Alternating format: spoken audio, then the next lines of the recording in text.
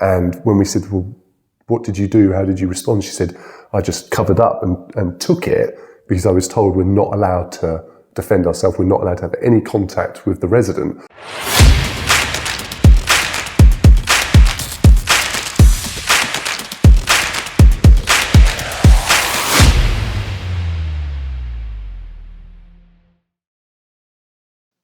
One of the biggest things that frustrate me, and I'm sure you'll be the same, is when you go into a setting to deliver training, whether it be, it could be something PBS training, it could be safeguarding, it could be mental capacity training, and you go in and you're talking about protecting somebody, and the staff say, we can't do that because we've got a no touch or a no holding or a no restraint policy.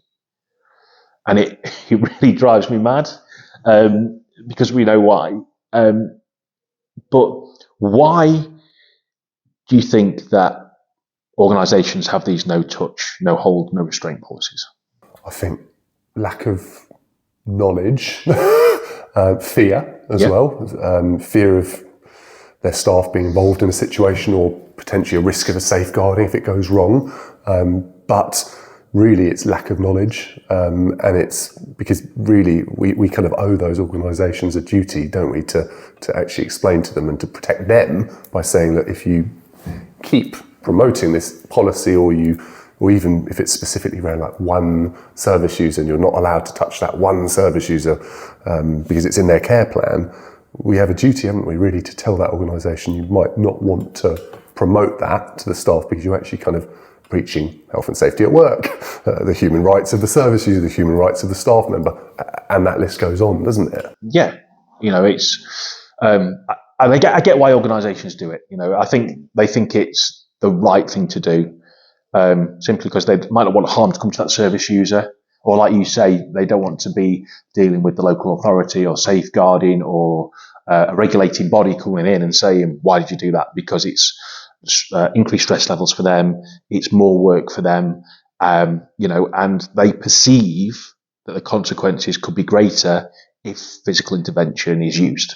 And that's where we have to argue sometimes, don't we, that actually sometimes there's probably more risk to the organisation and the reputation and the staff and the service users or residents by not doing it than by allowing the staff to at least consider the use of it in the right circumstances.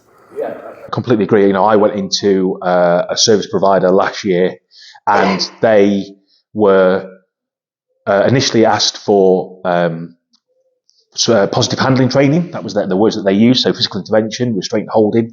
When we did the physical intervention training with them, they were like, "Oh, we think this is too much." After having numerous conversations with them around what their risks were, what the environment was, the frequency, the intensity.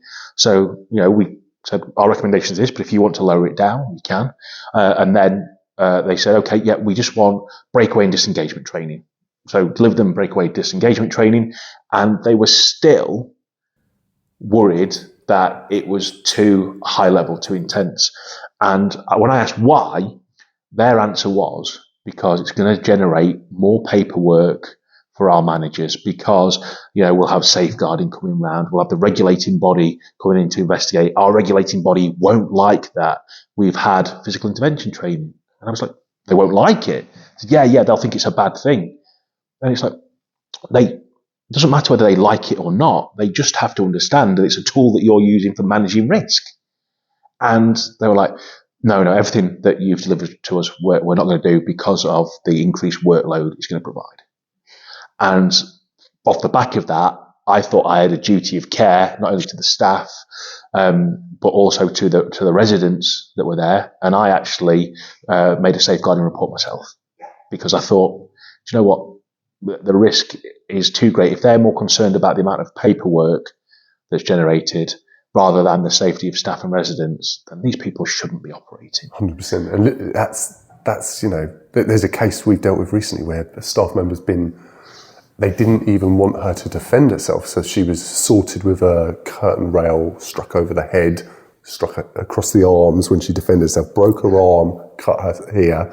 And when we said, well, what did you do? How did you respond? She said, I just covered up and took it because I was told we're not allowed to defend ourselves. We're not allowed to have any contact with the resident. When I said, where were your colleagues? She said, I had 3 colleagues who witnessed it. They didn't intervene because they also were following the same policy. So they just verbally shouted stop, but that wasn't enough.